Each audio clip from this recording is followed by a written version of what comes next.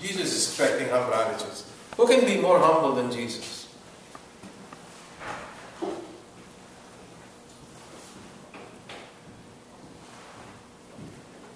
You know how some people react when their ego is touched?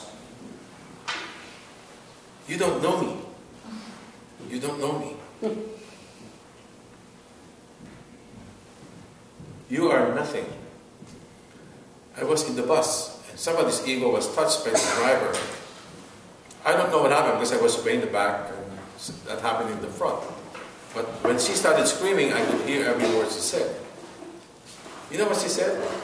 You don't know me and my time, and you're not worth my time. You're not worth my time.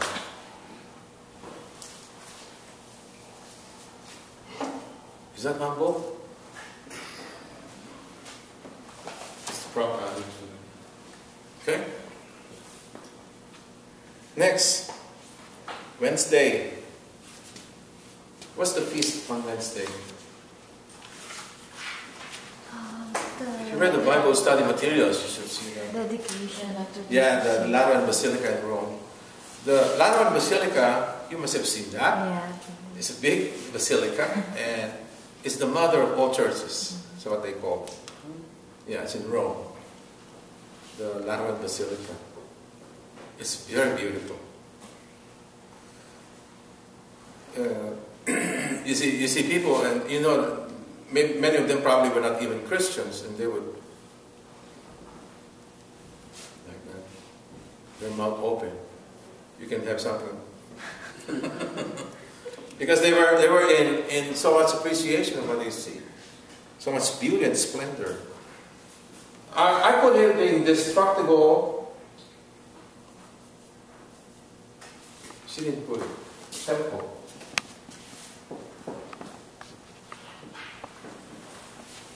My scribe didn't write it. The indestructible temple.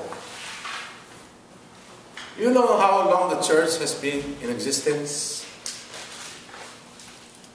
More than 2,000 years, right? It's 2,000 years. 2,000 years is a long time. So it's one way to say, it's probably indestructible. And you know what? The church is here to stay until Judgment Day. Many have tried to destroy the church, but the church will not be destroyed. You know why? Because that's the church Jesus founded. How can you destroy one that Jesus founded? It will go on until Judgment Day. So it's indestructible.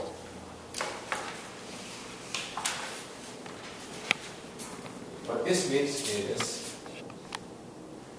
Lord,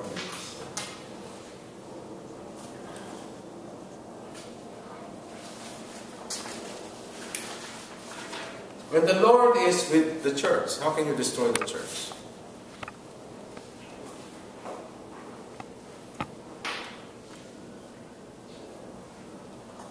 Now, look at number 2. While the church is indestructible, it doesn't mean the church doesn't need purification. Because the church does need purification, although it's indestructible. What is purification?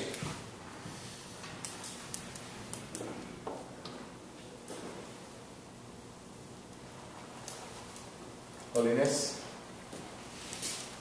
Holiness.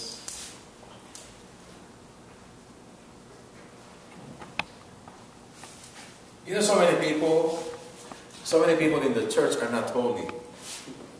You know that? Mm-hmm. You're looking at one of them who's not holy. There are many people in the church who are not holy. Because the church is not a group of holy people only. There are many holy people in the church, don't get me wrong. But there are also many who are not. The church is not an organization of holy people. The church is an organization of both holy and unholy, sinful people. So don't expect no sin from such people. Because again, they're sinful, they can commit sin. And they do commit sin. So, The church needs purification, called to holiness. All of us are called to be holy. That's the thing. All of us are called to become saints. Now, the thing about Jesus is this. John chapter 2, if you remember, this is where Jesus had seen the temple and he had seen the mediocrity of the people. There were so much trading going on. There were vendors in the temple area. What did he do? He got some piece of ropes and started hitting people. He drove them away, turning the tables upside down, and even released the pigeons and some of the animals being traded in the temple area. What is the point of all that? He had consuming zeal. I know what you will say. He was angry. But there's deeper meaning to that anger. Last time we talked about this, I did not say this. Again, every time we talk about the same gospel, I talk about different areas, different meanings. What does consuming zeal mean? On the part of Jesus. Why did he do that? In fact, the Pharisees approached him, temple priests approached him. What right do you have to drive these people away from the temple area? And that's when he said, destroy this building. In 3 days, I'll raise it up again. He had his consuming zeal. You ready?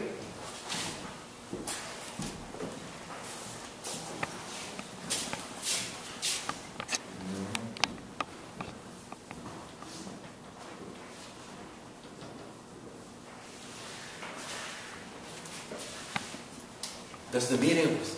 When you have Jesus as the king of your soul, it will not be status quo anymore.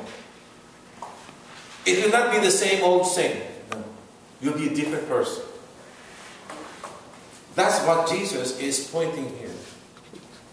Things will be different when you have me. It will not be the same. No status quo.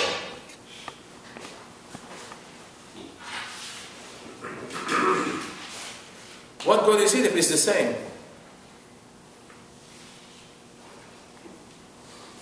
What difference do you notice between those who are baptized and those who are not?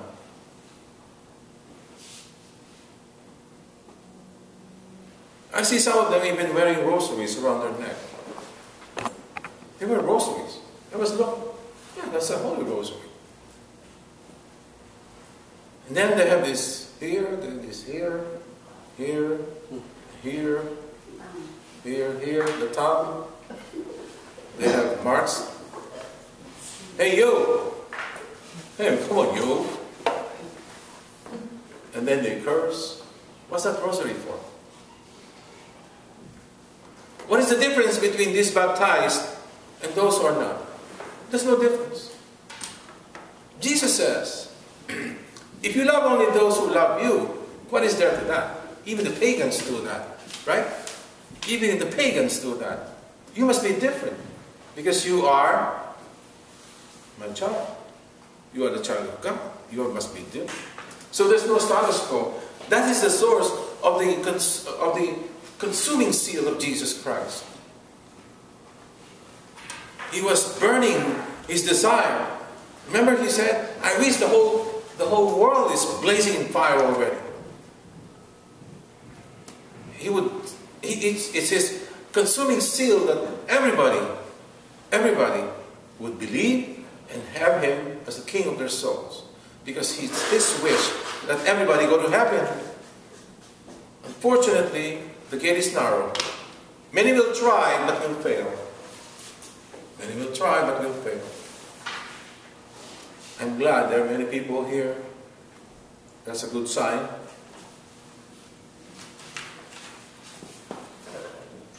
Next. Thursday. When? What is this? What is Thursday? Whose feast is it on Thursday?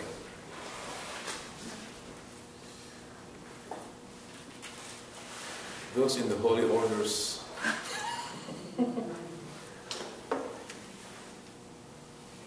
Pope St. Leo the Great. Luke 17. The coming of the kingdom of God cannot be observed. Wow. Cannot be observed. And no one will announce, look, here it is.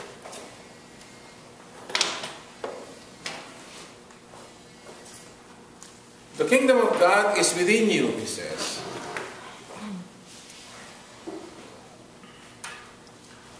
The day will come when you will long to see one of the days the Son of Man, but you will not see him.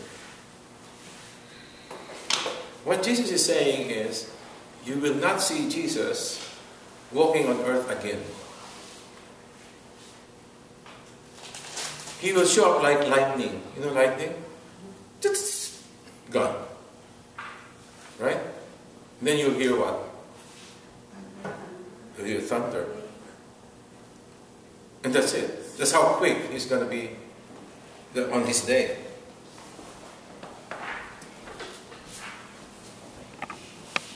You see this? What is this? The kingdom within?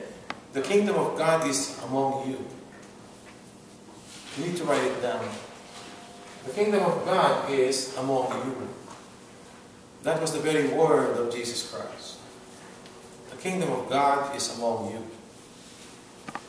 Now, the question is, when?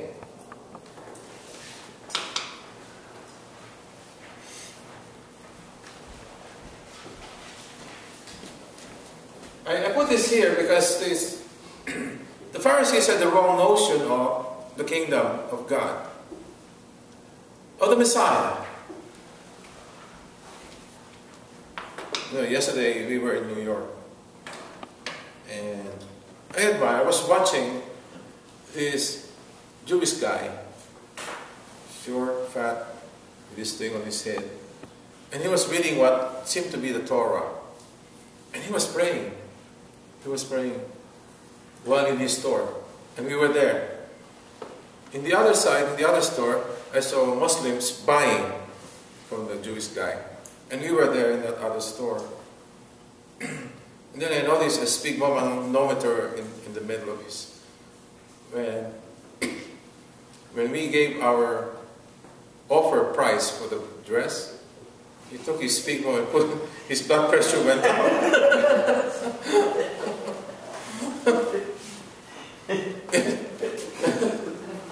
I was reminded because I was looking at him. And I had my hat on. Oh, I don't have it now. I had my hat on that says, Jesus is Lord. I was looking at him. Jesus is Lord. And he was reading this Hebrew thing. It looked like, not the Torah itself, but there's some, maybe, annotations to the Torah. I could recognize some of the characters because I have idea of Hebrew. But not all. But they had the wrong notion of the Messiah. You know what this is what the Jews think of the Messiah. They think of the Messiah who will solidify. All the 12 tribes of Israel will be together again in the same place. Right? And they will have their own country, peaceful and quiet. That is the Messiah they're looking for. The Messiah who will conquer all the enemies of Israel. The Messiah who will beat everyone else around. So to them, the idea of Messiah, Jesus, Messiah, is preaching about peace, preaching about forgiveness, preaching about love. That's not the Messiah they're looking for. That's why they couldn't buy him. Understand? So they kept asking, when? When?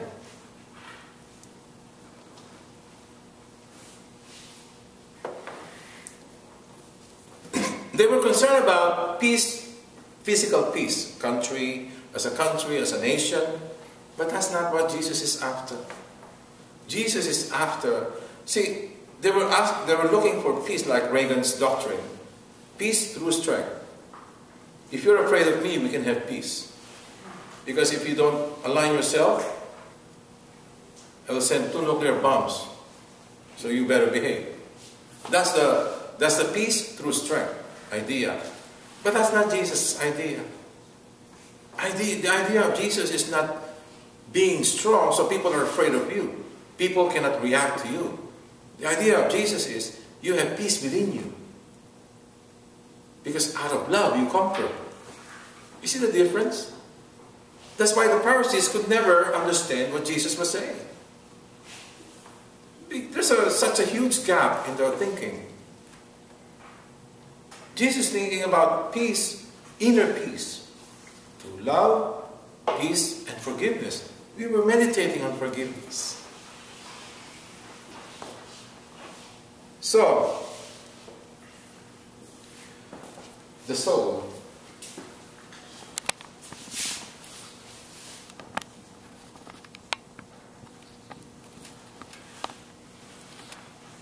here is the soul. You take Jesus as the king of your soul. That's when the kingdom comes. The kingdom will come. That's why, if you really understand the Lord's Prayer, it's not easy to pray the Lord's Prayer. It's so easy because we just utter the words just like that. Our Father who art in heaven, hallowed be thy name. Thy kingdom come. God's kingdom will come once you take Jesus as the king of your soul. But until you do so, you cannot say, thy kingdom come. You cannot even say it. That's when the kingdom will come. Depends on the state of your soul. Are you in perfect union with Him? The question is where? Where?